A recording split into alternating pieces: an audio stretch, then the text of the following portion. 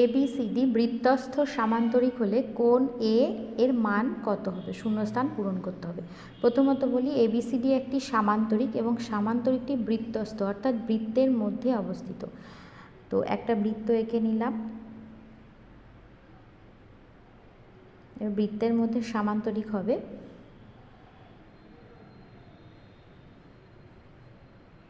একটা জিনিস মনে রাখবে, সামান্তরিকটার নাম দিচ্ছি ABCD। বৃত্তস্থ সামান্তরিক সর্বদা আয়তক্ষেত্র হয়, অর্থাৎ বৃত্তস্থ সামান্তরিক সর্বদা আয়তক্ষেত্র হয়, এটা মনে রাখবে সর্বদা।